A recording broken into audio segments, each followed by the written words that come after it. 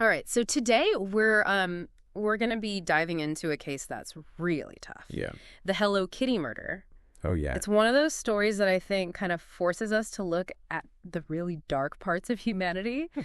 And, it happened back in 1999 in Hong Kong. Wow. And, I know the name sounds almost cartoonish. Yeah. But the reality is anything but, Right. It's this case where a nightclub hostess named Fan Man-yi was kidnapped and tortured. Mm-hmm. And her remains were eventually found. Well, one crucial piece was found inside of a Hello Kitty doll. What's so disturbing about this case is how it reveals this potential for, real darkness in people who seem ordinary. Right. Like, it wasn't just the brutality. It was just this total lack of remorse. Yeah, that's a really good point. I Yeah. think it's easy to just dismiss people who do these kinds of things as monsters. Sure. But I think it's really important to look at what leads people down that path. Right. What could drive someone to that kind of cruelty? That's a question that's really haunted investigators and psychologists Yeah. for years. Yeah. And there's no easy answers. Right. But even to begin to understand it, you have to start with Fan Man-yi's story. Yeah. Her life was so difficult Yeah. and just marked by poverty and abuse and exploitation. You're right. The sources really paint this picture of somebody who is dealt a really tough hand. Yeah. Like from the start. She was abandoned as a child. Wow. She ended up in an orphanage, and then later she was forced into prostitution. And she was also trapped in this really violent marriage. Exactly. But even with all that, she was really trying to create a better life Yeah. for herself and her son. Right. She wanted to break free from that cycle. Yeah, it makes the whole thing even more tragic. Yeah. It's like, someone who is fighting so hard to turn her life around could be a victim of this just senseless violence. It really does. And it makes you think about how vulnerable people on the margins of society are. Often overlooked, and they don't have the support systems that they need. Right. Okay, so let's talk about what happened. Mm-hmm. It all started when Fan stole a wallet from one of her clients, Right. a man named Chan Mamluk. Mm-hmm. And he turned out to be a member of a triad. Now, for our listener who might not know about Hong Kong's underworld triads, are basically powerful, organized crime syndicates. Okay. They've historically had a lot of influence. So we're not talking about like some petty thief here. This is a guy with connections Yes. and a reputation for violence. Exactly. And his reaction to the theft was completely over the top. Yeah. He and his associates, they kidnapped Fan, Yeah. held her captive for weeks in an apartment, subjecting her to unimaginable torture. The details are really hard to read. Oh, yeah. Beatings, burning with hot wax. They even rub spices into her wounds Oh, my God. to increase the pain. And it's important to remember, this wasn't just physical pain. Yeah. It was humiliation, Right. degradation, Yeah. asserting complete control. That's a chilling thought. It's like this Yeah. deliberate infliction of suffering. Mhm. Like, what kind of person does that? So let's look at the perpetrators. Okay. There was Chan Mamlok, the ringleader, who we said was a triad enforcer. Right. There were also two men, Lung Weilin and Ling Xingqiu. Mm-hmm. And they were apparently drawn to the power and prestige that came with being associated with a triad member like Chan. Yeah. And then there's La Mingfang, a teenage girl who was just 14 years old. Wow. At the time, it's disturbing to think that someone so young could be involved in something so horrific. It raises questions about her background, Yeah. her vulnerabilities, Right. the influence that Chan Mamluk must have had on her. Yeah. Was she coerced? Right. Was she manipulated? Yeah. It's hard to say, but it highlights how complex psychology and these social pressures can be, Yeah. leading to these acts. Absolutely. And to make matters even more complex, one of the sources mentions that Lung Xingqiu actually went on to commit another violent crime after he was released from prison for his role in this case. That's a significant detail. Yeah. Makes you think about rehabilitation efforts and the potential for reoffending, Right. especially in cases of extreme violence. So after weeks of this unimaginable torture, Yeah, Fan Man-yi died. Mhm. But the horror didn't end there. right. This is where the case takes that bizarre turn that gives it its name. Uh-huh. Instead of disposing of the body, they dismembered Fan's remains, Mm. and they placed her skull. They put it inside of a Hello Kitty mermaid doll. It's unbelievable. I still can't wrap my head around that. Yeah, What could possibly be the logic right. behind such a grotesque act? Mm. Was it some kind of sick joke, an attempt to hide the evidence? There's been so much speculation. Yeah. Some psychologists think it was a way of dehumanizing the victim, Okay. a final act of domination and control. It's so disturbing. It's like they were trying to erase her humanity, Yeah. to turn her into something less than human. It's a powerful observation. Yeah. And it speaks to how psychologically complex this case is. We're dealing with real depravity here. Yeah, okay, so we've got this horrific crime, these perpetrators with their, complex motivations. Yeah. What happened next? Right. How did the authorities even uncover this nightmare? Well, that's where things take another turn. Okay. It was Lao Mengfong, the teenage girl, Okay. who led the police to the apartment. Interesting. Do we know why she did that? Was it guilt fear of Chan Manluk? It's hard to say for sure Yeah. what was going on in her mind. Right. But whatever the reasons, her testimony was key in bringing the perpetrators to justice. Okay, so they had the perpetrators. Yeah. They had the evidence, as horrific as it was. Right. What happened at the trial? Well, it was complicated. Yeah. The state of Fanny's remains made it difficult to figure out how she died. Okay. And the defense argued that while the perpetrators were definitely responsible for her suffering, they hadn't meant to kill her. So they were trying to downplay their responsibility, Yeah. even though they subjected her to weeks of torture. Yeah, it was a legal strategy to try and reduce their culpability. Right. And it makes you think about the challenges of proving intent Yeah. in these types of cases. So what was the verdict? Mm. Were they convicted of murder? In the end, they were convicted of manslaughter, Okay. not murder. Okay. The jury couldn't be sure that they had intended to kill Fan, Right. but they held them responsible because of the horrific abuse. It seems like a bit of a technicality, Hmm. given the cruelty involved. Yeah, that's fair. And the judge, when he was giving the sentence, Yeah.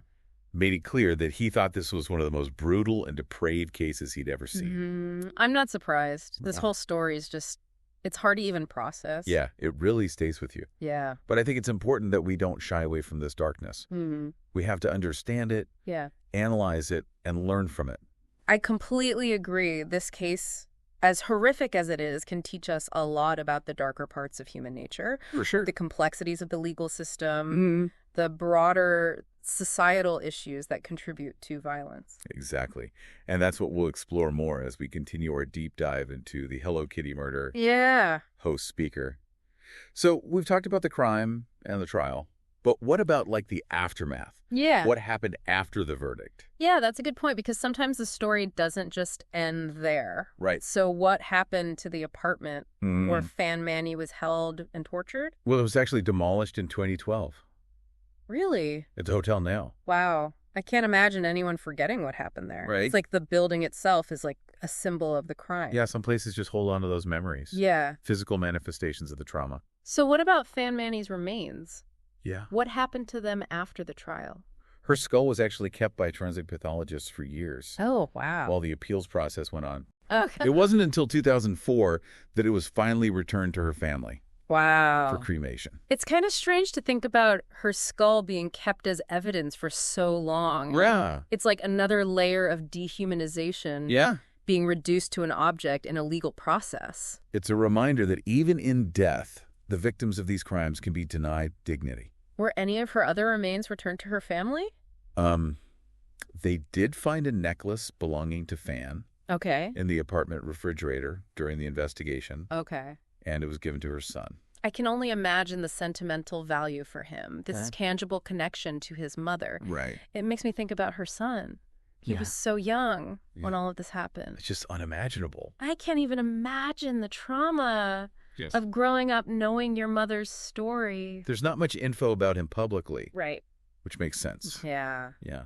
But, makes you wonder about the support he received, Right. how he dealt with this horrific loss at such a young age. Yeah, the victims of these crimes aren't just the individuals who were murdered. It's their loved ones, their families, their children left behind. The ripple effects of the trauma can last for generations. This case didn't just impact individuals, though. Right. It had this broader cultural impact.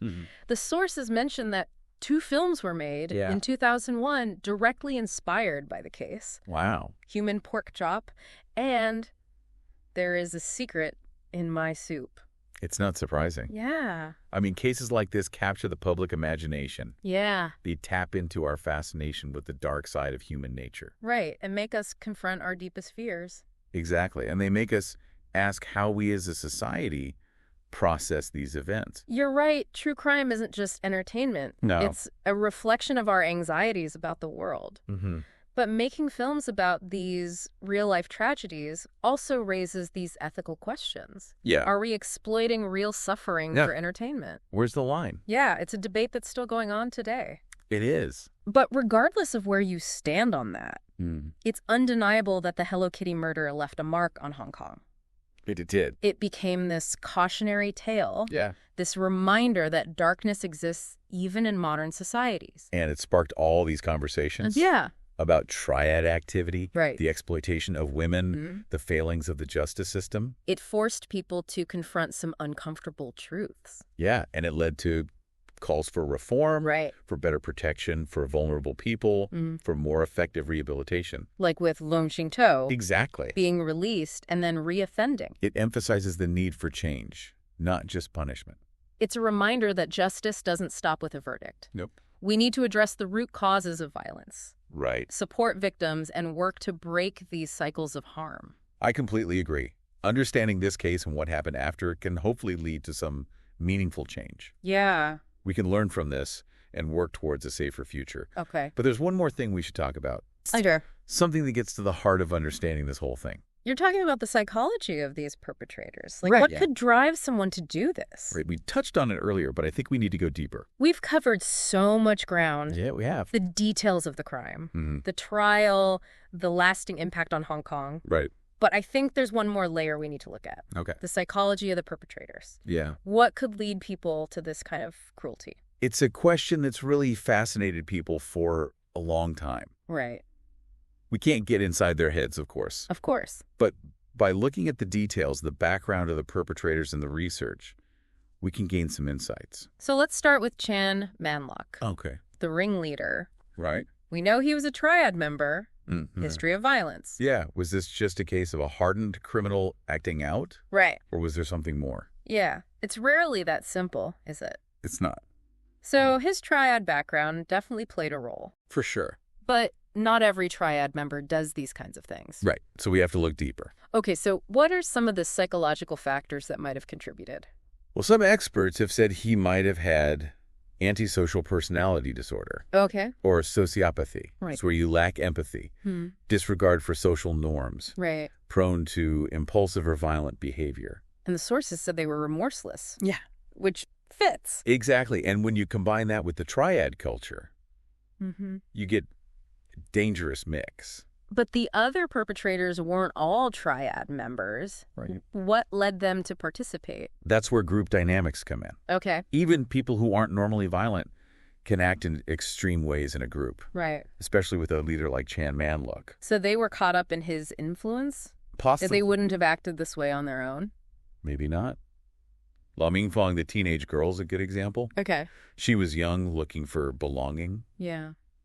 Chan Manlok might have given her that. In this horrible way. Yeah, it makes you think about early intervention programs, Yeah. mentorship, Yeah. positive alternatives for at-risk youth. To prevent future tragedies. Yeah, and it's not just psychology, right?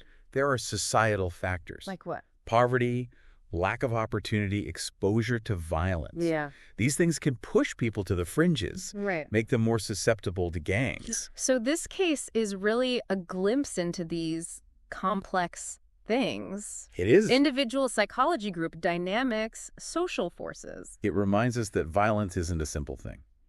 Okay, before we wrap up, Mm-hmm. I want to go back to the Hello Kitty doll, Okay. putting Fan Manyi's skull in there. Yeah. It's so bizarre. Yeah.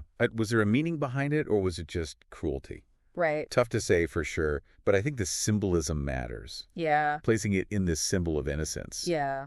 They were dehumanizing her and corrupting something pure. It's like they were trying to destroy any goodness. It raises a big question. What's that? How do we prevent these twisted minds? Yeah. How do we address violence and hatred? Those are important questions. They are. We might not ever have all the answers. Right. But asking them is important. It is. This deep dive has been tough. It has. But important. Yeah, we face the dark side of humanity. Yeah. But it showed us how important understanding and compassion are. And justice. Exactly. To our listener, keep exploring this case. Yeah. Do your own research. Share your thoughts. Let's keep talking about it. Because even in the darkness, we can't give up hope.